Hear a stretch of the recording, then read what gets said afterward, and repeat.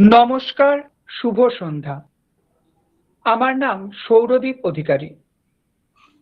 Modak trainer academy আয়োজিত আজকের এই পবিত্র ও মননশীল সন্ধ্যায় আপনাদের সবাইকে আন্তরিকভাবে স্বাগত জানাই। এই অনুষ্ঠান আমাদের সবার কাছেই সত্যই অত্যন্ত বিশেষ, কারণ আজ আমরা আলোচনায় ফিরতে চলেছি বাংলার ভক্তি পরম্পরার দুই মহান স্তম্ভ, কবি জয়দেব এবং শ্রী চৈতন্যদেবের দিকে। আজকের এই অনুষ্ঠানের বিষয় ভক্তিবাদ, কবি জয়দেব থেকে শ্রী চৈতন্যদেব। এই গভীর বিষয়টি নিয়ে আমাদের পথপ্রদর্শক হিসেবে আজ উপস্থিত রয়েছেন একজন অত্যন্ত বিশিষ্ট ব্যক্তিত্ব, শ্রদ্ধেয় গবেষক ও অধ্যাপক ডক্টর শেখ আশরাফ আলী। তিনি সংস্কৃত সাহিত্যের এক নিবেদিত প্রাণ অন্বেষক এবং দীর্ঘদিন ধরে বিভিন্ন কলেজে অধ্যাপনার মাধ্যমে জ্ঞান চর্চার এক সুউজ্জ্বল ধারাকে গৌরবের সাথে বহন করে চলেছেন। বর্তমানে তিনি অ্যাসিস্ট্যান্ট প্রফেসর হিসেবে কর্মরত আছেন government general degree college, Singur, হুগলিতে। এর আগে তিনি অধ্যাপনা করেছেন Sanskrit college, Kolkata, Ranibandh government general degree college, Bankura, Sanskrit college ও বিশ্ববিদ্যালয়, কলকাতা, কালনা এক গভর্নমেন্ট জেনারেল ডিগ্রি কলেজ এবং ঝাড়গ্রাম রাজ কলেজ এবং আরো অনেক প্রখ্যাত শিক্ষা প্রতিষ্ঠানে। সংস্কৃত ভাষা, সাহিত্য, কাব্যতত্ত্ব এবং ভক্তিবাদ নিয়ে তার সুগভীর অধ্যয়ন আমাদের জন্য আজকের আলোচনা অত্যন্ত মূল্যবান করে তুলতে চলেছে। এই আলোচনায় আমরা জানব কবি জয়দেবের গীত গোবিন্দ কিভাবে মধ্যযুগীয় ভক্তির এক নতুন ও অনন্য শিল্প রূপ সৃষ্টি করেছিল, কিভাবে চৈতন্যদেব সেই ভক্তিকে রূপ দিয়েছিলেন সর্বজনীন প্রেম, সমর্পণ ও মানবিকতার আন্দোলনে। এই দুই আলোক পুরুষের ভাবত আজও আমাদের সংস্কৃতিকে আলোকিত, অনুপ্রেরিত, সমৃদ্ধ করে চলেছে প্রতিনিয়ত, নিরবচ্ছিন্নভাবে, নিরন্তর। মোদক ট্রেনার একাডেমির পক্ষ থেকে সশ্রদ্ধ অভিবাদন জানাই আজকের অনুষ্ঠানের বিশিষ্ট অতিথি ডক্টর শেখ আশরাফ আলী মহাশয়কে। এখন ওনাকে এই অনুষ্ঠান শুরু করার জন্য আন্তরিক অনুরোধ করছি। এই অনুষ্ঠান আমাদের শুরু হতে চলেছে ওনারই 4 বছর বর্ষীয় কন্যা আবিরা শেখের একটি অত্যন্ত সুন্দর পাঠের মাধ্যমে কবি জয়দেবের গীত গোবিন্দম থেকে। ধন্যবাদ। নমস্কার, আমার নাম আবিরা। আমি একটা কবিতা বলবো, আমি একটা গীত গোবিন্দম বলবো। জয়দেবের গীত গোবিন্দম আবৃত্তি বলছি। ধীরে সমীরে যমুনা তীরে বসতি বনে বনমালী পীন পয়োধরা परिसलमर्दना चंचला कर जोगशाली नमोषि नामो समेतं कृतो संकेतं बाधेति मितवीरं बहुमनुते ननुते तनुसंहतं पवनाचलितमुप्रेरुं पतति पतत्रे विचलित पतत्रे शङ्कितो भवदुपजानं रचयति स्वैनां सचोकितनयनं पश्यति तव पन्थानं मुखरमधीरं तेजमण्डितं रूपमिव केशलोलं जलाशयकुण्डं चन्द्रं सतीमिरपुञ्जं शीलयो नीलचोलं तमसि मम भूषणं तमसि मम जीवनं तमसि मम भवजलोधिरत्नं भवतु भवत इह मयि सततमनुरोधिनी तत्र दमति यत्न नीलनीनावतन्नितबलोचनं धारयति कूकनर्वं कुसुमशरवणभाविना यतिरञ्जसि किशोरमेतत् निरूपं स्मरगरखण्डनं मम शिरसि मण्डलं देहि पदपल्लवमुदारं यदति मुदारनो मतनकदनारनो हरतु रविकतविकारं टिचटु चाटु पटु चारु वैरिनो राधिकामती बटन जातं जयति पदमावती रमनुजाय देव कवि भारते भैरमिति शातम् नमस्कार চলেন মার কাছে।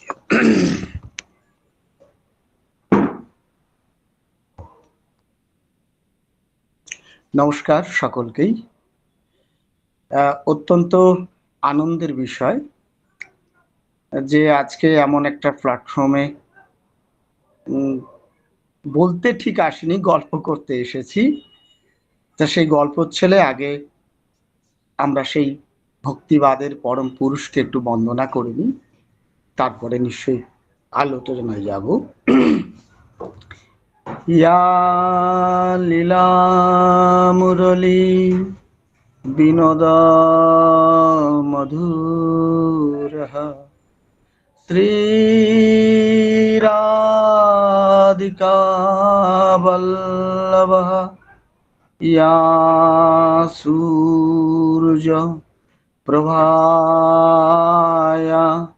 প্রভাসিতা জগৎ ইয়ার্ধাঙ্গ্যা কামঙ্গ্যা ইয়া শঙ্কে স্বয়ং এব নন্দনতয়া হেরম্বা রূপাত্মিকা ত্বাং তাং কালবিলাস লালসতনুং বন্দে ত্রিলোক প্রসূমা ভজামি শম্ভুং শুকমক্ষহেতুং রুদ্রং মহাশক্তি সমাকুলঙ্গম রুদ্রাত্মকং রুদ্র হিমংশুশেখরং কালং কুলেশম শিবশঙ্করাঞ্চ। সেই লীলা মাধব যার হাতে মুরলী, সেই সুরে পৃথিবীকে যিনি সুরমঞ্জরিত করে রেখেছেন, আমাদের কর্ণকুহরে দিবরাত্রি তিনি সুরধ্বনি বংশীর মাধ্যম দিয়ে প্রবেশ করাচ্ছেন। সেই লীলা মাধব শ্রীকৃষ্ণ বিষ্ণুকে আমরা স্মরণ করি। শঙ্কর নামক তাঁর আরেক সত্তা, তার আশীর্বাদ আমরা ধন্য হই, আমাদের কাছে তাঁর আশীর্বাদ বর্ষিত হোক। প্রথমেই প্রণাম জানাচ্ছি আজকের এই আলোচনার সবাই সুযোগ করে দেওয়ার জন্য। অধ্যাপিকা আছেন কি না আমি বুঝতে পারছি না ঠিক, আমাদের মৌমাদি, যিনি আমাকে প্রথম এই অনুষ্ঠানে, ও দিদি প্রণাম নেবেন, এবং তার সাথে প্রণাম জানাচ্ছি পণ্ডিত অমিতাভ মুখার্জিকে। জানি না তারা কেন আমাকে পুত্র সেনে ভাতৃবৎসল্যে ছাত্র সম বাৎসল্য রসে বেঁধেছেন, তাদেরকে প্রণাম জানাচ্ছি। আর একজন নিশ্চয়ই আছেন আশা করি, অরিন্দম ভট্টাচার্য। বর্তমানে তিনি প্রেসিডেন্সি বিশ্ববিদ্যালয়ের ওএসডি হিসাবে রয়েছেন। পূর্বে তিনি সংস্কৃত কলেজ বিশ্ববিদ্যালয়ের অধ্যাপক পালি বিভাগের ছিলেন। তারপরে প্রণাম জানাচ্ছি আমাদের গার্গীদিকে, যিনি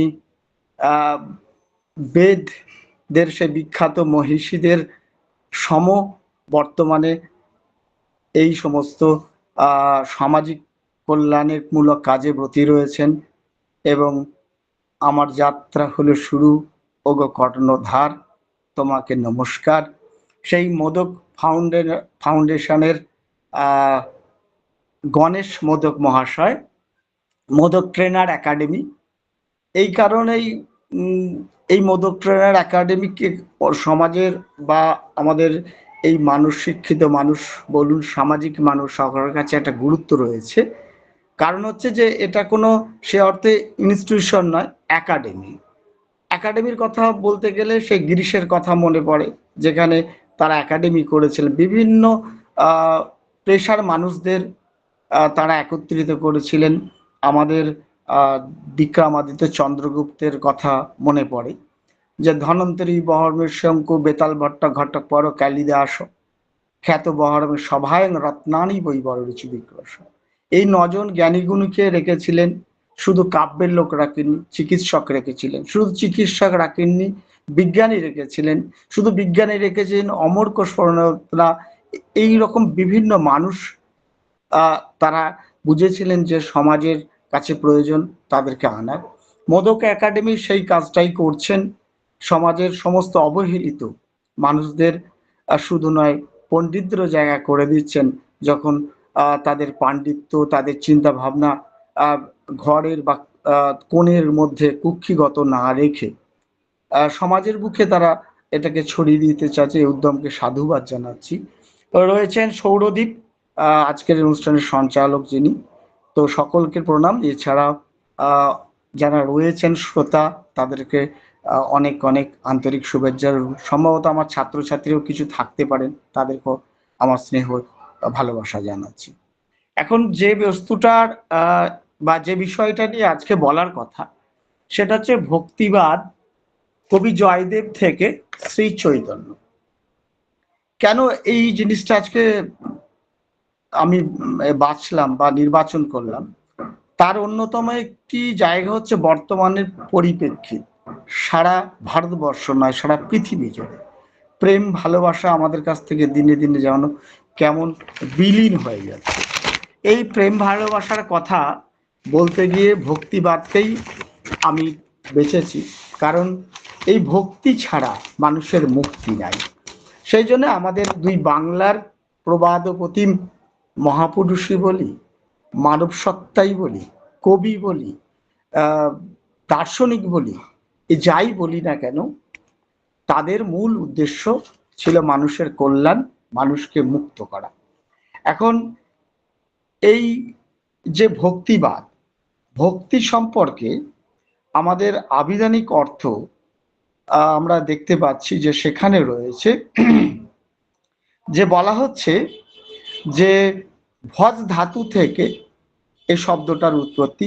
ভজ ধাতু ভাবেতি, এর অর্থ হচ্ছে সেবা করা, ভজ ধাতু বা পূজ্য প্রতি অনুরাগ। এই অনুরাগটা হৃদয় থেকে, এই অনুরাগটা আমাদের মনের মণিকোঠা থেকে। শাস্ত্রে সেখানে বলা হচ্ছে অর্চনং বন্দনং দাস্যং সেবং সুরং তথা কীর্তনং শ্রবণং সাক্ষং তথৈব আত্মে নিবেদনম।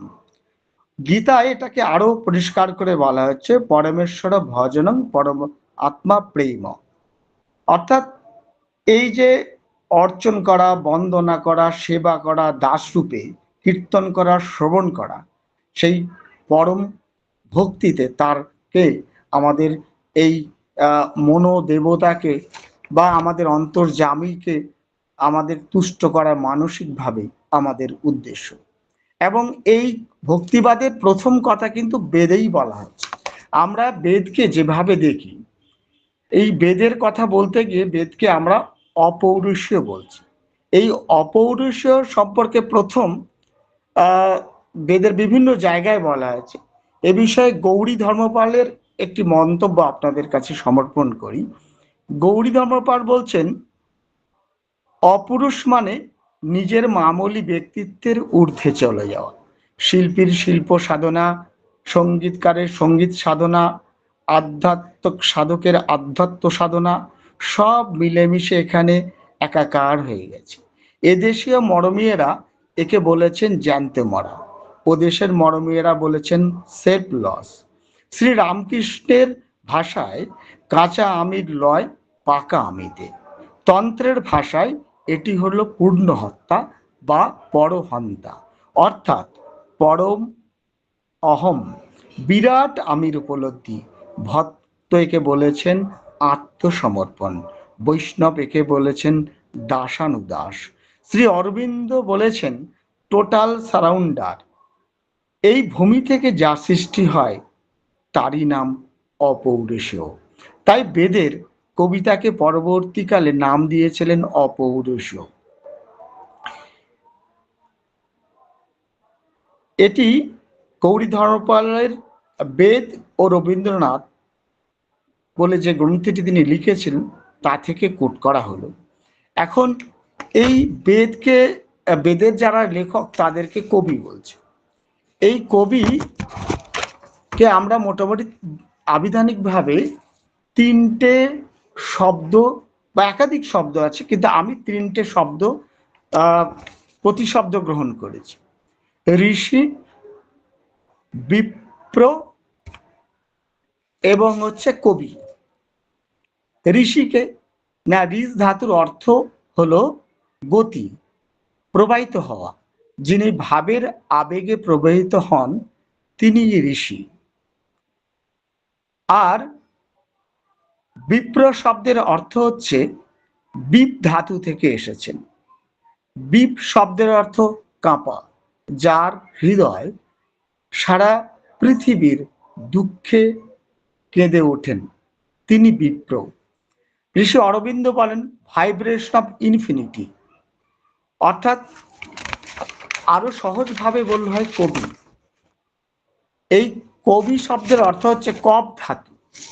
কব মানে যিনি হৃদয়ে একটি আকুতি বহন করে নিয়ে যান, তিনি হচ্ছেন কবি। যতক্ষণ তিনি তার শব্দ মনের মধ্যে ভাবিত করে রেখে দেন ততক্ষণ তিনি ভাবুক। যখন তা শব্দের মধ্য দিয়ে প্রকাশিত হয় তখন তিনি কবি। সেই জন্য আমাদের কবি এই জয়দেবের গীত গোবিন্দের আমরা প্রথমেই তিনি কবি বলছেন, यदि हरि शरण सरसंग मन यदि বিলাস পুলিশ কৌতূহলম শ্রীত জয়দেব সরস্বতী পদাবলী। যদি বলছেন যে হরির স্মরণ নিতে হয়, তাহলে হরির স্মরণ নিতে গেলে আমাদেরকে অধিকারী হতে হবে। কার অধিকারী? না, অবশ্যই সেই শাস্ত্রের, বা তিনি যে শাস্ত্র রচনা করলেন তিনি নাম দিলেন গীত গোবিন্দম, অর্থাৎ গীতের মধ্যে দিয়ে গোবিন্দকে স্মরণ করা। এখন এই গোবিন্দ শব্দের অর্থ কি? গোবিন্দ শব্দের অর্থ হচ্ছে গো মানে জ্ঞান, আর বিদ মানে জানা, অর্থাৎ যিনি জ্ঞানকে জেনেছেন তিনি হচ্ছেন গোবিন্দ।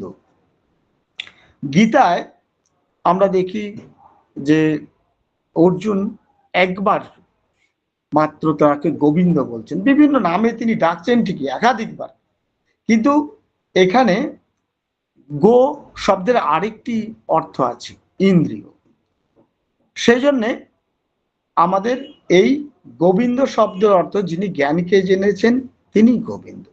আবার অন্যান্য জায়গায় যদি হরি, হরি শব্দের অর্থ এসেছে হরি ধাতু থেকে, অর্থাৎ হরণ করা বা চুরি করা।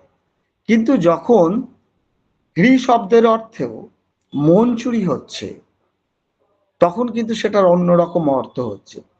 আমরা উপসর্গ যোগে এই শব্দের নানা পরিবর্তন দেখি। যেমন হৃদাতু উপপূর্ব ক্রিয়াতু ঘং উপহার, সংপূর্ব ক্রিয়াতু ঘং সংহার, অর্থাৎ কিনা উপসর্গ যোগে ধাতুর নানা রকম অর্থ পরিবর্তন করে। সেই জন্য হরি সম্পর্কে হৃদাতু ঘে ইন হরণ করা। ভাগবতে বলা হচ্ছে স্বয়ং অচ্যুত অনান হররীতি ইতি হরি, নিজে অবিচলিত থেকে অন্যের চিত্তকে হরণ করে বলেই তিনি হরি। তাহলে তিনি আবার অন্যত্র এই গোবিন্দকে তিনি বিনোদ নামে সম্মিলিত করছেন, কোনো কোনো জায়গায় দামোদর নামে তিনি অভিহিত করছেন।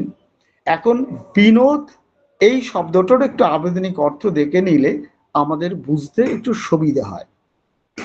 বিনোদ নিনদ ধাতু, অর্থাৎ যা আনন্দিত করে আমাদেরকে, সেজন্য আমরা এই বিনোদ শব্দটা বি উপসর্গ যোগে তৈরি হয়েছে।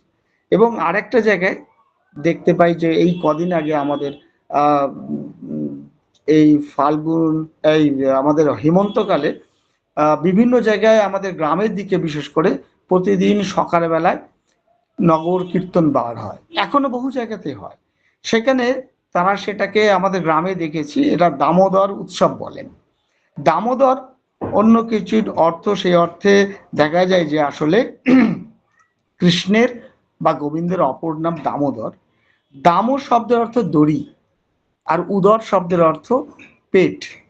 অর্থাৎ এই দুষ্টুমির জন্য শ্রীকৃষ্ণকে তার মা বেঁধে দড়ি দিয়ে বাঁধার চেষ্টা করেছিলেন, কিন্তু বাঁধতে পারেনি। যতবার বাঁধতে যান ততবার তার উদর খুব বড় হয়ে যায়।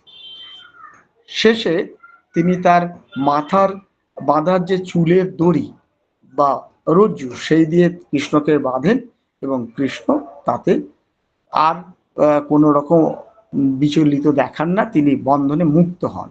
অর্থাৎ কিনা ভক্তিবাদের কোনো শেষ নেই। ভক্তিবাদকে যেভাবেই বাঁধা যাক না কেন, তার একটা অন্তিম সীমার কোনো মানে তার সীমার কোনো নির্দিষ্ট সীমারেখা নেই।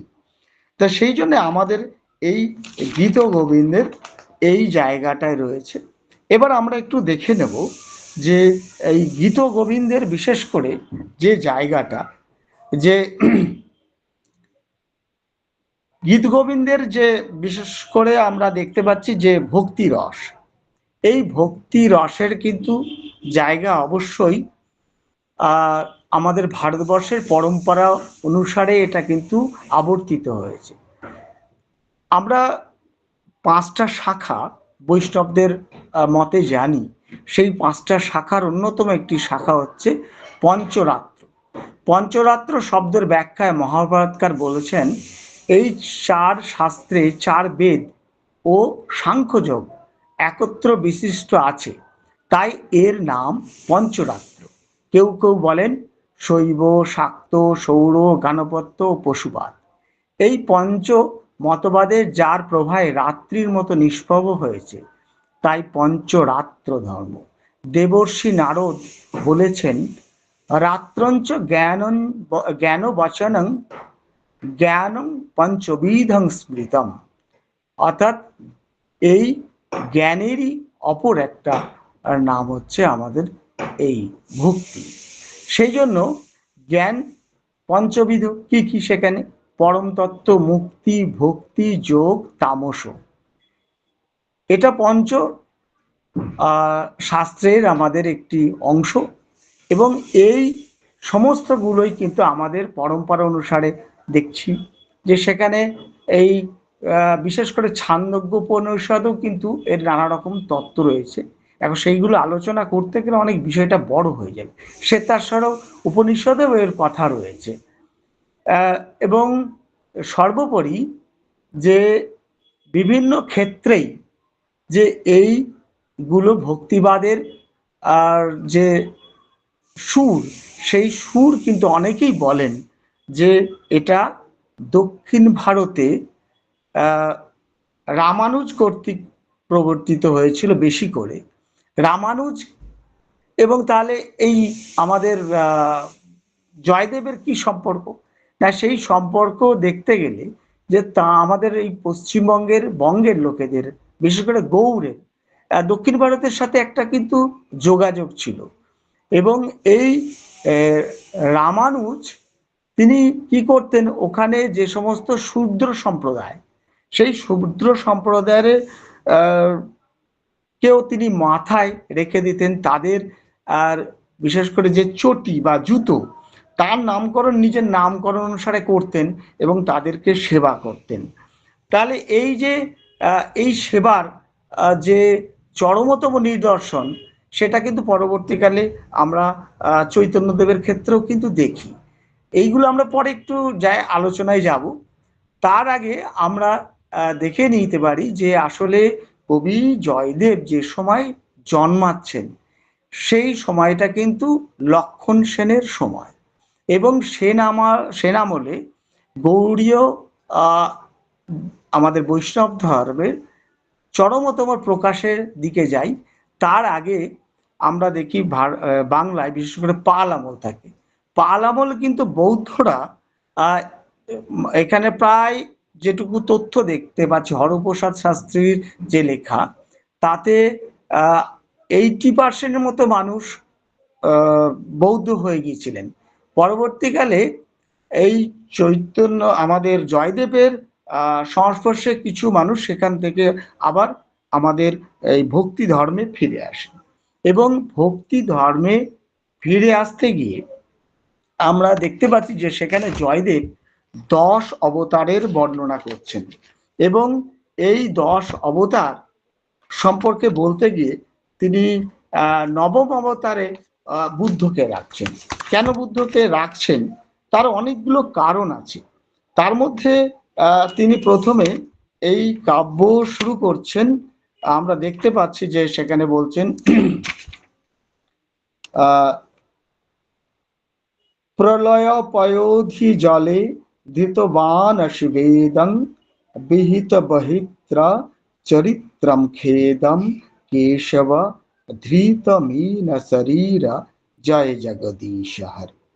অর্থাৎ মীন রূপী যে ভগবান অর্থাৎ আমাদের বিষ্ণু এই পৃথিবীকে রক্ষা করেছিলেন। এইভাবে আমরা নবম অবতারে বুদ্ধকে দেখি। বুদ্ধ সেখানে বলছেন কি, নিন্দসি যজ্ঞ বিদেয়ঃ শ্রুতিজাতম সদয় হৃদয় দর্শিত পশুঘাতম কেশব ধৃত বুদ্ধ শরীর জয় জগদীশ হরে। অর্থাৎ কিনা যে এই বুদ্ধ রূপী যিনি বেদের নিন্দা করলেন, যাগযজ্ঞের নিন্দা করলেন, কেন করলেন না, তার প্রধান কারণ যে বৈষ্ণব ধর্মেও যে হিংসা, বিশেষ করে সমস্ত হিংসায় এবং পশুঘাত, সেটা কিন্তু একেবারেই নিষিদ্ধ। তাহলে জয়দেব যখন এ কথা বলছেন, তখন বৌদ্ধ থেকে কিছু মানুষ নিরুপায় হয়ে তখন আবার হিন্দু ধর্মে প্রত্যাবর্তন করছেন, এবং যার জন্যই তিনি বেদকে নিন্দা করছেন। এবং তাহলে একটা প্রশ্ন হতে পারে যে আপনি আমি বললে তাহলে কি এটার কোনো অর্থ থাকে? না, থাকে না। কারণ জয়দেব তখন মোটামুটি আমাদের উড়িষ্যা এবং অবিভক্ত বাংলা, বিশেষ করে বঙ্গ, বিহার, উড়িষ্যা, এইগুলোতে তার সাংঘাতিক একটা প্রাধান্য ছিল। তিনি যদি বলেন এ কথা, তাহলে লোকে কিন্তু নত মস্তকে তা গ্রহণ করবেন। তাই জন্যই বোধহয় জয়দেব এই শ্লোকের অবতারণা করেছিলেন। এবং তার আগেও কিন্তু এরকম আমাদের অবতার দেখি। সেই অবতার আমাদের পাল আমলে সন্ধ্যাকর নন্দীর কিন্তু রামচরিত মানসেও কিন্তু 7 অবতারের কথা কিন্তু বলা আছে। এবং শুধু জয়দেব তাহলে এই কোথা থেকে পেলেন এই কথা কিন্তু বিশেষ করে আপনারা যদি বিষ্ণু পুরাণ পড়েন, তাহলে বিষ্ণু পুরাণে কিন্তু এই বেদ নিন্দার কথা বলা আছে। সেখানে বৌদ্ধের আগমনের কথা বলা আছে, চিবর ধান করে বৌদ্ধ আসবেন। অর্থাৎ বৌদ্ধও কিন্তু ভারতবর্ষের এই ভক্তি আন্দোলনের অন্যতম একজন পথকৃৎ ছিলেন, এবং সেইখানেই আমাদের এই গীত গোবিন্দম অন্যভাবে আমরা দেখতে পাচ্ছি। এবার এই যে গীত গোবিন্দমের আরেকটা বৈশিষ্ট্য হচ্ছে যে সেখানে আমরা যে সমস্ত গুলো দেখতে পাচ্ছি যে বৈষ্ণব কবিদের, তারা মোটামুটি যেটুকু আমরা দেখতে পাই যে বিভিন্নভাবে শাস্ত্রে বা তাদের কাব্যে পরকীয়া তত্ত্বের কথা কিন্তু আছে। কিন্তু জয়দেব এমন একজন ব্যক্তি যিনি এই দাম্পত্য সুখকেই শ্রেষ্ঠ সুখ হিসেবে বেছে নিলেন, এবং তিনি পদ্মাবতীকে, তার নায়িকাকে তিনি কিন্তু লক্ষ্মী বা রাধা হিসেবে দেখেছেন। আবার পদ্মাবতীও কিন্তু তাকে কৃষ্ণর জায়গায় বা আমাদের গোবিন্দর জায়গায় বসিয়েছেন। যদি কেন না, দু একটা কোটেশন যদি আপনাদের দিই তাহলে কিন্তু মনে হয় যে খুব ভালো হয়। যে সেই জায়গাটা দেখুন, কাব্যের অনেক জায়গা রয়েছে, তার মধ্যে দু একটা জায়গায় আমরা দেখতে পাচ্ছি যে আমার কয়েকটা জায়গা বলে গেছে, সেখানে আমি কয়েকটা জায়গা একটু তুলবো। যে তিনি বলছেন যে রতি শুক্র সারে গতম অভিসারে মদন মনোহর বেশম নকুরু নিতম্বিনী গমন বিলম্বনম অনুসরতং হৃদয় দেশম ধীরে সমীরে যমুনা তীরে বসতি বনে বনমালী পীন পয়োধর পরিসল মর্দন চঞ্চল করজ গোশালী। অর্থাৎ কিনা কামনার বাসনার মধ্য দিয়ে তিনি ভক্তিবাদের উত্তীর্ণ হয়েছেন এবং সমস্ত রিপুকে তিনি বিসর্জন দিচ্ছেন। এবং সেখানে আমরা বৈষ্ণবদের আরেকটা জিনিস দেখি, তারা কিন্তু মোক্ষ চান না। কারণ মোক্ষ চান না, তারা বারবার যে পৃথিবীতে আসতে চান এবং কৃষ্ণের সেবা করতে চান, গোবিন্দর সেবা করতে চান। তারও কিছু প্রমাণ আমরা কিন্তু এই গ্রন্থে দেখতে পাচ্ছি। চলুন একটু তাহলে সেই জায়গাটা একটু যাই। বদসি যদি কিঞ্চিদপি দন্তরুচি কৌমদি হরতি দরতি রমতি ঘোরম স্ফুরদা ধরসি ধবে তব বদন চন্দ্রমা রোচয়তি লোচন চকোরম প্রিয়ে চারুশীলে মঞ্চময়ী মানমণি দানম সপদি মদনালো দহতি মম মানসং দেহি মুখ কমল মধুপানং সত্যমেবাসি यदि সুদতি ময়ি কোপিনী দেহি খরনকা সরঘাটম। এইবার এই জায়গাটা একটু খেয়াল করবেন। ঘটয় ভুজ বন্দনং জনয় হৃদ খণ্ডনম এন বা ভবতি সুখজাতম। অর্থাৎ ঘটয় ভুজ বন্দনম, আমরা দুঃখের সময় কি করি, আনন্দের সময় কি করি, অপরজনকে আলিঙ্গন করে আমাদের হৃদয়ের সঙ্গে তার হৃদয়কে মেলাতে চাই, এবং এই জনম যেন আমাদের রদ না হয়, আমরা যেন মোক্ষ লাভ না করি, আমাদের নীল অর্থাৎ পরম ব্রহ্মে যেন নীল না হয়। এই কথা কিন্তু আমরা জয়দেবের কাব্যের মধ্যে দেখছি। এবং তিনি যে জায়গাটায় ভক্তকে অনেক এগিয়ে দিলেন, যে ভক্ত আর প্রথমের দিকে জয়দেবের কাব্যে আমরা দেখি ঐশ্বর্যের অনেক রূপ, কিন্তু পরবর্তীকালে মধুর রূপে তার আমরা গমন দেখতে পাচ্ছি, বা পরবর্তীকালে তিনি ঐশ্বর্য থেকে একদম আমাদের মধুর দিকে চলে যাচ্ছেন, মধুর রসের দিকে। এবং সেখানে তিনি বলছেন, একদম নির্দ্বিধায় বলছেন, কৃষ্ণর এ কথা বলছেন, কৃষ্ণের মুখ দিয়ে তিনি বলাচ্ছেন, তমসি মম ভূষণং তমসি মম জীবনং তমসি মম ভব জলধি রত্নম ভবতু ভবত ইহময়ী সততা মনোরোধিনী তত্র হৃদয়মতি যত্নম। অর্থাৎ তুমি আমার ভূষণ, তুমি আমার জীবন, তুমি আমার সমুদ্রের অলংকার স্বরূপ। অর্থাৎ সমস্ত জায়গাটাই কৃষ্ণময়, কৃষ্ণ ছাড়া তার এই জায়গাটায় সম্মানে হে সখী দুঃখের নাহির, এ ভরা বাদর মহাভাদর শূন্য মন্দির মোর।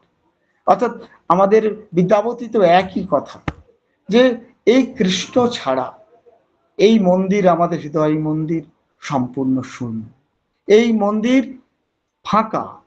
এখানে যদি কৃষ্ণ থাকে তাহলেই কিন্তু আমি সঠিক থাকব, আমি ভালো থাকব। তিনি আবার অন্যত্র এই অর্থাৎ কিনা আমাদের পদ্মাবতী বা আমাদের রাধিকা, যাই না আমি বলি না কেন, সেই জায়গাটায় তিনি কৃষ্ণকে কি বলছেন বা কৃষ্ণ কি বলছেন একটু আবার সেখানে যাই। নীল নলিনাবতন্নিতবলোচনং ধারয়তি কোকনদরূপং কুসুম সর্বান ভাবেন यदि রঞ্জয়সি কৃষ্ণমেতাদনুরূপং।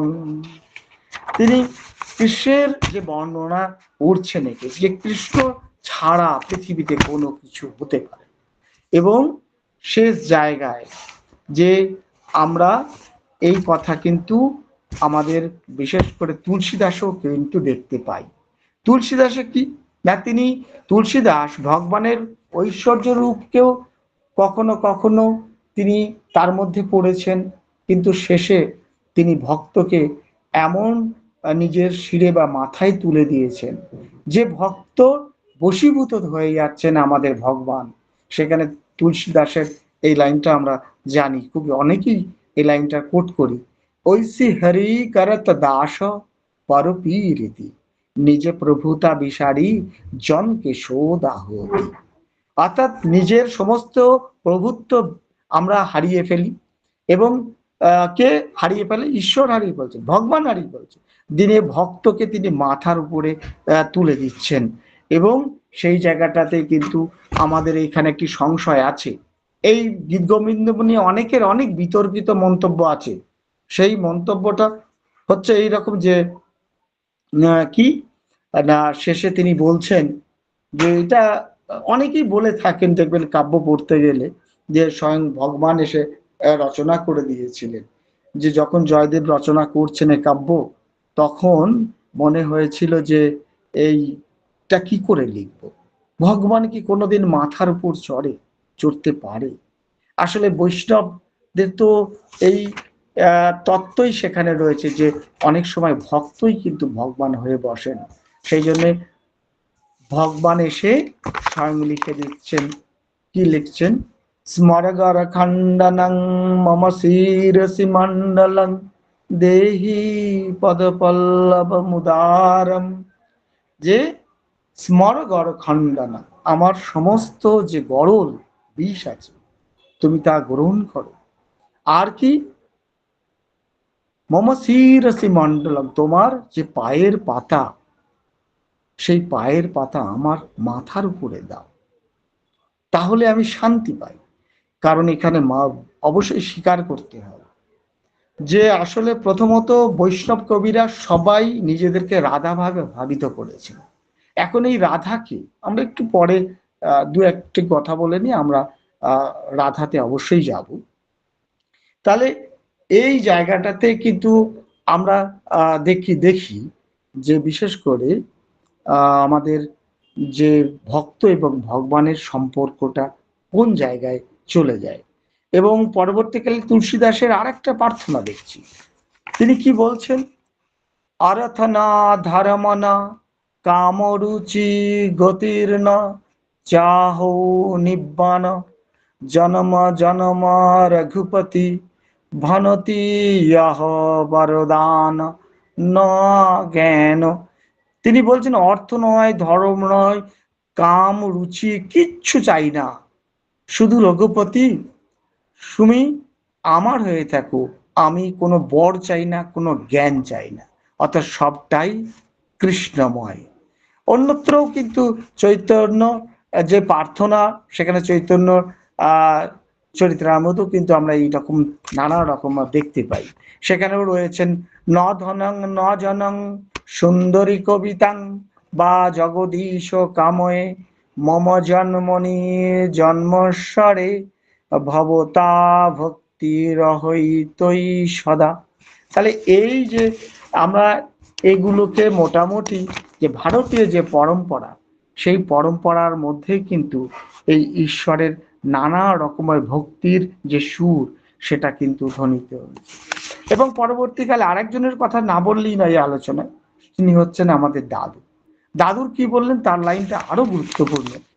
দর্শন দেহ তেরি মুক্তি নিহি মাঙো রে, সিধি না মাঙো রিধি না মাঙো তুম হি মাঙ গোবিন্দা, ভোগ না মাঙো যোগ না মাঙো तुम ही मांगो राम जी, घर नहीं मांगो वन नहीं मांगो तुम ही मांगो देव जी।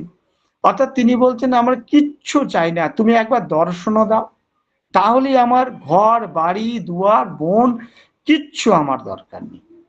তাহলে এই যে বৈষ্ণবের সুর, সেই সুরই কিন্তু চারিদিকে ধ্বনিত হচ্ছে। সেখানে আমাদের ভক্ত কবি জয়দেব তা থেকে আলাদা কিছু নয়। কিন্তু জয়দেব যে জায়গাটায় এলেন, কারণ সেই সময় আমরা দেখতে পাচ্ছি যে ওই এই দশম এবং একাদশ শতাব্দীতে আরেকজনের কবির কথা বলতেই হচ্ছে, যিনি ভাগবতের অনুবাদ করছেন। আমার পিতৃভূমি বা আমি জন্মভূমি সেই অঞ্চলেই আপনারা বলতে পারেন, সেটা হচ্ছে কুলিন গ্রাম। এবং কুলিন গ্রামের কথা বলতে এলেই মনে পড়ে যাচ্ছে ওই আমাদের সেই কুলিন গ্রামের বিখ্যাত মালাধর বসুর কথা। মালাধর বসু কিন্তু প্রথম ভাগবতের অনুবাদ, এবং ভাগবতের অনুবাদ অর্থাৎ প্রথম তিনি বাংলায় অনুবাদ করছেন। এবং সেখানে আছেন দেখবেন যে তিনি বলছেন নন্দের নন্দ কৃষ্ণ মোর প্রাণনাথ। এই যে নন্দের নন্দ কৃষ্ণ মোর প্রাণনাথ, তাহলে এই ধ্বনি কিন্তু আমরা সর্বত্র দেখছি। এবং বৈষ্ণবদের যে মূল কথা, তিনাদপি সুনিচেন তরুরপি সহিষ্ণুনা অমানিনা মানদেন কীর্তনিয়া সদা হরি। অর্থাৎ কিনা আমরা তৃণকে যখন পা দিই, তৃণ কিন্তু নিচু হয়ে যায়। তরুরূপ এবং গাছের উপরে যখন আমরা কাটি গাছের ডাল, সে কিন্তু সহ্য করে। বৈষ্ণবদেরও কিন্তু এই সহ্য ক্ষমতা অনেক অনেক বেশি। ভক্তি যাদের আছে, এই ভক্তিতে সমস্ত ক্রোধ, সমস্ত লোভ, সমস্ত রিপু বিসর্জিত হয়। তাহলে এখানেও কিন্তু আমরা সেই অনুরণই দেখতে পাচ্ছি। এবং আমাদের একটু আগে বলছিলাম যে রাধার যে সমস্ত কথা, যে রাধা ভাবে আমরা ভাবিত, বৈষ্ণব কবিরা সকলেই রাধার কৃষ্ণের যে যুগল উপাসনার প্রাচীন কাল থেকেই ভারতবর্ষে কিন্তু প্রচলিত ছিল। পূর্ব ভারতে যে ১৫০০ বছর পূর্বে রাধাকৃষ্ণ যুগলের মূর্তি পূজা প্রচলন ছিল। এবং আমাদের আরেকটি কথা বলে রাখা এখানে প্রয়োজন, বাংলাদেশের বগুড়া জেলার পাহাড়পুর থেকে একটা স্তূপ আছে, সেখান থেকেও কিন্তু কিছু প্রমাণ পাওয়া যাচ্ছে সেই যুগল মূর্তি। দাক্ষিণাত্যের আচার্য নিম্বাক প্রায় ১০০০ বছর আগে লক্ষ্মীনারায়ণ উপাসক ছিলেন।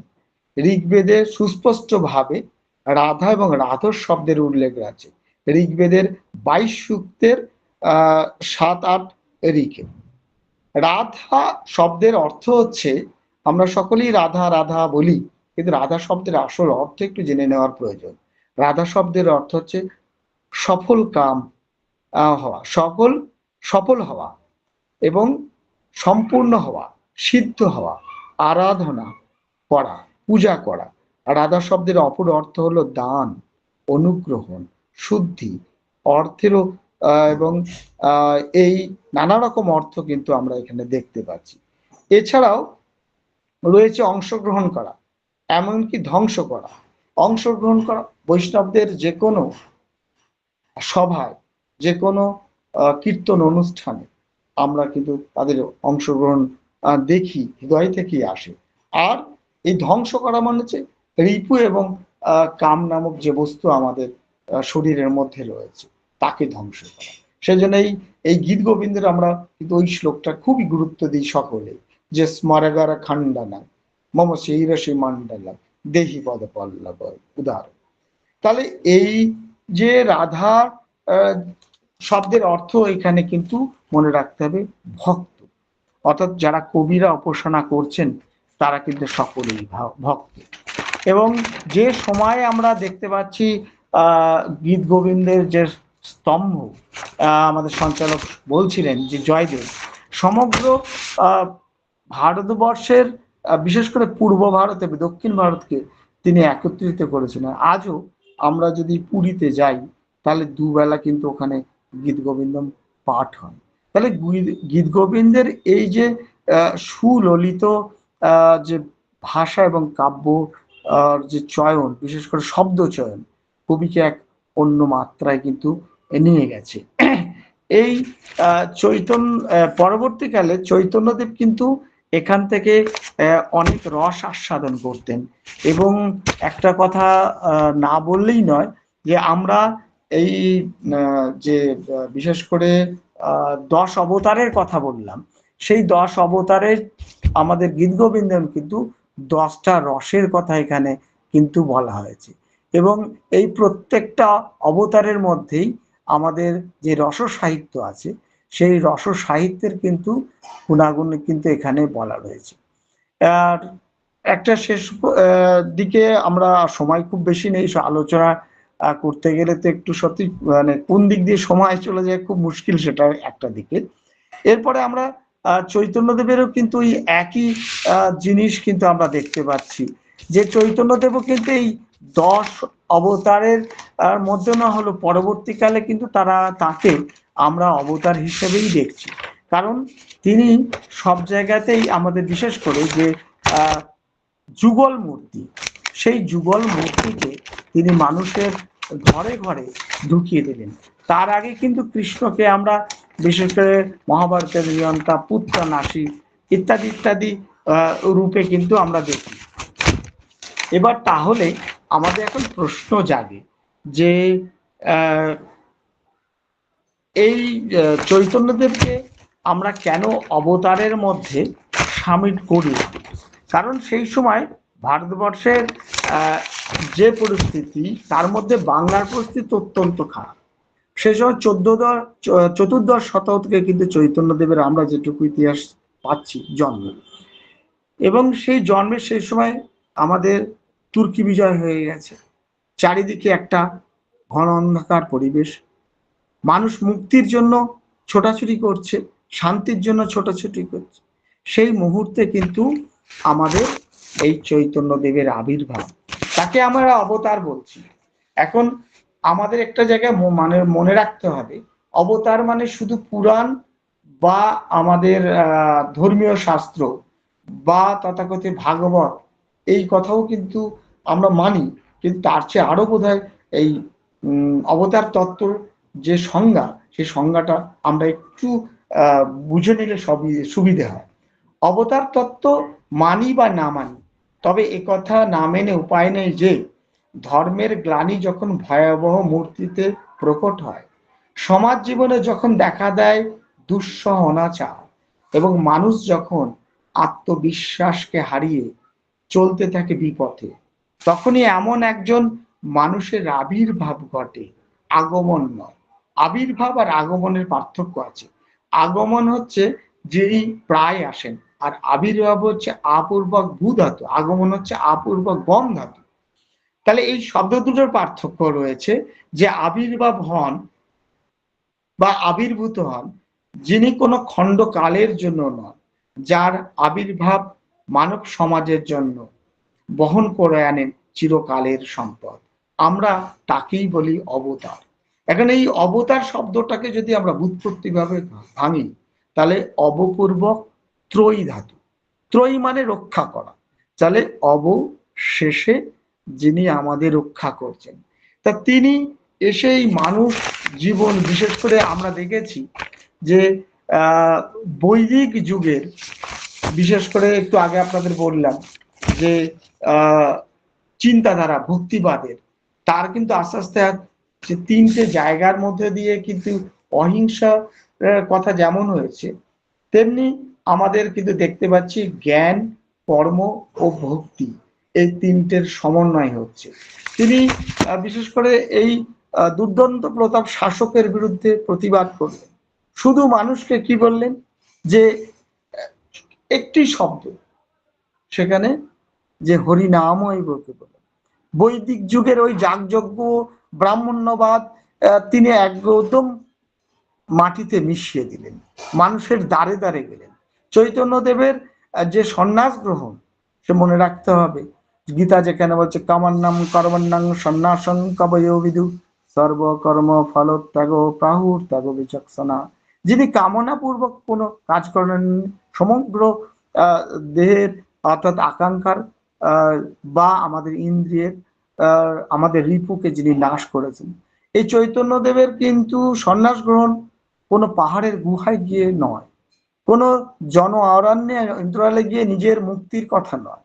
তিনি আপামর মানুষের কাছে পৌঁছালেন এবং গিয়ে সমস্ত মানুষকে একত্রিত করলেন। এবং তিনি একটাই শব্দ আপনাদের এগিয়ে বলছে, হরিনামও কেবল।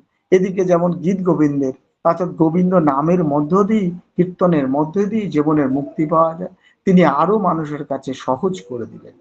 এবং এই চৈতন্য চরিত্রামের বিভিন্ন জায়গায় কিন্তু আমরা যে দেখছি, বিশেষ করে যে তিনি যেখানে বলছেন যে শুচি হয়ে মুচি হয় যদি, শুচি হয়ে মুচি হয় যদি কৃষ্ণ ত্যাজে, মুচি হয়ে শুচি হয় যদি কৃষ্ণ ভজে।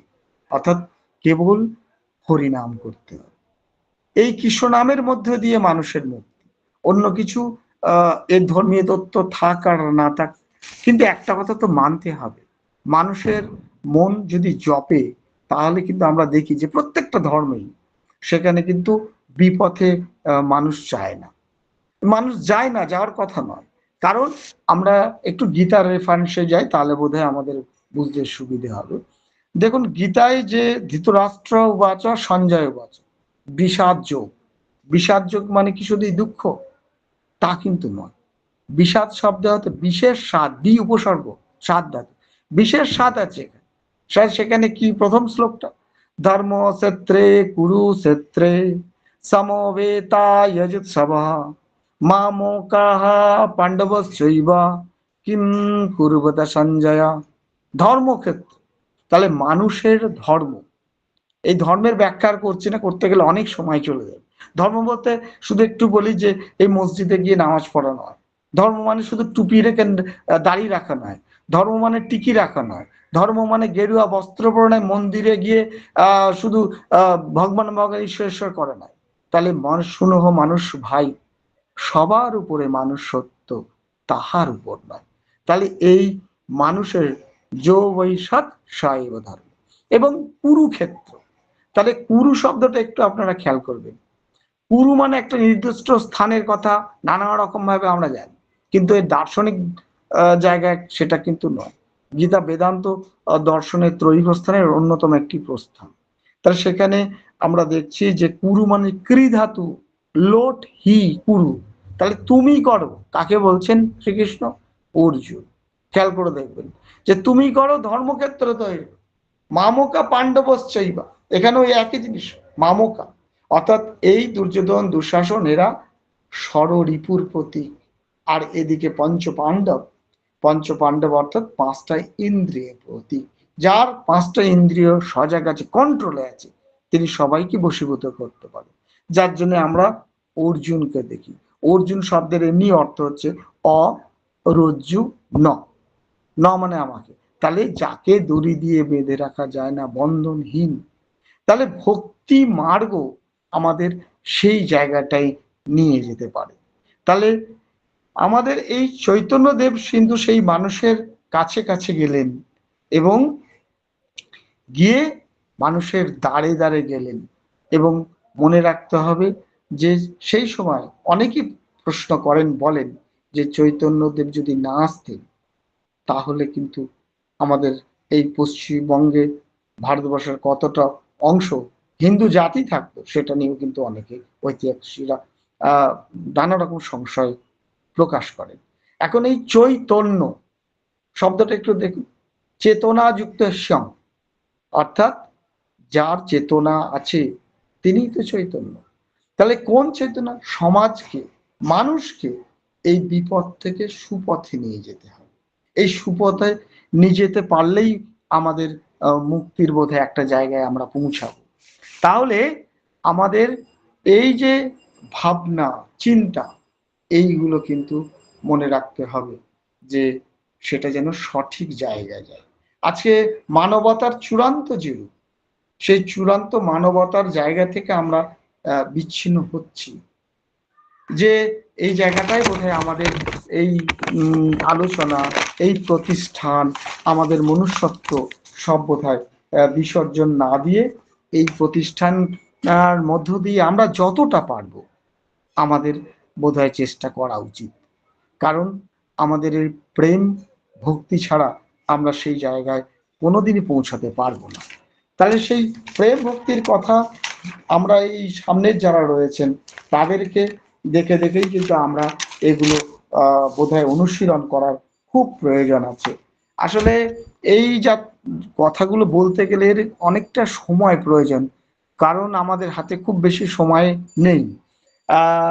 কারণ এই গৌড়ের স্বর এবং তথাকথিত আমাদের এই বিশেষ করে গৌড়বঙ্গ, এই গৌড়বঙ্গের গৌড়ীয় ধর্ম, যেটা আমাদের আজকাল দিদি এটা ভীষণভাবে মানুষের কাছে পৌঁছে দেওয়ার চেষ্টা করছেন, প্রতিদিন সভাসমিত করেই যাচ্ছেন। এবং জানি না মানে কোথা থেকে তিনি এত শক্তি পান। আমি মৌমাদির কথা বলছি। তা দিদি জানি না, আমরা আপনার পাশে নেই, সাথে আছি। আপনার এই প্রচেষ্টাকে আমরা ধন্যবাদ অবশ্যই জানাচ্ছি। আর পরিশেষে একটা শুধু রবীন্দ্রনাথের কবিতা দিয়ে আজকের এই অনুষ্ঠান শেষ করব। অনেক কথা বলা হলো না, দিদি হয়তো রাগ করবেন। অনেক নৃত্যের কথা ছিল, দিদির কাছ থেকে শুনি, কিন্তু এখানেও বেশ কিছু নৃত্যের কথা বলছি। আমাদের গৌড়কে নিয়ে সেইভাবে আলোচিত হলো না, লক্ষণ সেনের কথা আলোচনা হলো না ওই শ্যামনগর অর্থাৎ কেঁদুলি বিম্বর কথা। কেঁদুলি বিম্বে আজও কিন্তু সেই বিগ্রহ, বিনোদ রাধা মাধবের বিগ্রহ কিন্তু রয়েছে, এবং সেখানে বেশ কিছু ইনস্ক্রিপশন রয়েছে, সেগুলোতে অনেক প্রমাণ দিয়ে রয়েছে। এবং আলোচনা হলো না দক্ষিণ ভারতের সঙ্গে আমাদের সেন রাজাদের একটা যোগাযোগ ছিল, এবং পদ্মাবতীকে পেলেন দক্ষিণ ভারতে, এবং তিনি যে কি গুণবতী মেয়ে। তাহলে নারী পুরুষের উভয় চেষ্টায়, যে কথা না বললেই নয়, যে আধুনিক আসলে আমাদের এই সমাজে যেটা আমাদের চৈতন্যদেব এবং তথাকথিত আমাদের জয়দেব শুরু করলেন, যে এই দাম্পত্য জীবনের মধ্যে থেকেই যদি আমরা সেই সুখটাকে নিই। এখন তো চারিদিকে শুধু পরকীয়া পরকীয়া, কাগজ খুললেই দেখতে পাই পরকীয়ায় কতটা সুখ কি আছে, যারা এই সমাজের একটা বিচ্ছিন্ন পথে চলে যাচ্ছে। এমনকি যদি সিরিয়াল দেখা, এটা টিভি সিরিয়াল, সেখানেও দেখছি, কিন্তু আমাদের জয়দেব কিন্তু দেখিয়েছেন যে স্ত্রীকে ভালোবেসে এবং সহধর্মিণীকে ভালোবেসে সংসারের মধ্য দিয়ে যে সুখ পাওয়া যায়, সেই সুখ কিন্তু, যে ভক্তি পাওয়া যায়, তাতে কিন্তু অন্য জায়গায় নেই। উভয়ের প্রতি শ্রদ্ধা, এটা যদি আমরা করতে পারি তাহলে বোধহয় আলোচনাগুলোর জায়গা ঠিক হবে। আর যে সমস্ত আমার গবেষক ছাত্রছাত্রীরা রয়েছেন তাদেরকেও বলবো যে দেখুন, পড়াশোনার অবস্থা খুব খারাপ। আমরা একটা মেরুকরণের চেষ্টা করছি, এবং এই মেরুকরণ থেকে কিন্তু আমাদেরই বেরিয়ে আসতে হবে। আমাদের যদি না হয়, বাংলা তার অন্যতম জায়গা। আমরা যদি লালনকে দেখি, ভেবে দেখবেন যে লালনের জীবন যদি আমরা দেখি, যে কি দুর্বিষহ লোকটা কি বলে গেছেন, ভাবা যায় না। তাহলে এই পরপর যে আমাদের পরম্পরা চলছে, তাহলে আমরা শেষ করব রবীন্দ্রনাথের সেই একটি বিখ্যাত কবিতা, যে ঈশ্বর আমাদের সত্যি করে তেমন কিছু দেয়নি, পৃথিবীর সমস্ত কিছুকে দিয়েছে। এ আমাদের মাঝে মাঝে জগন্নাথ দেবের একটা ফিলোসফি আছে, যে তার জগন্নাথ দেবের দুটো হাত নেই। আসলে আমরা ঠাকুরের কাছ থেকে কেবল চাই, আমাকে এই দাও, আমাকে ওই দাও, কিন্তু ঠাকুর বলেন আমার নিজেই তো হাত নেই, তোমরা করে নাও, তোমাদের তো হাত দিয়েছে, আমি কি করতে পারি। রবীন্দ্রনাথ ঠিক এইরকম একটি কথা তার কবিতায় বলছেন। কবিতাটা বলেই শেষ করব, যে সেটা হচ্ছে যে পাখিরে দিয়েছ গান, পাখিরে দিয়েছ গান, গাই সে গান, তার বেশি করে না সে দান। আমারে দিয়েছ স্বর, আমি গাই গান, আমি তার বেশি করি দান। বাতাসে করেছ স্বাধীন, সহজে সে ভৃত্য তব বন্ধনবিহীন। আমারে দিলে যত বোঝা, তাই নিয়ে চলি পথে, কভু বাঁকা কভু সোজা, একে একে ফেলে ভার, মরণে মরণে নিয়ে যাই তোমারও চরণে।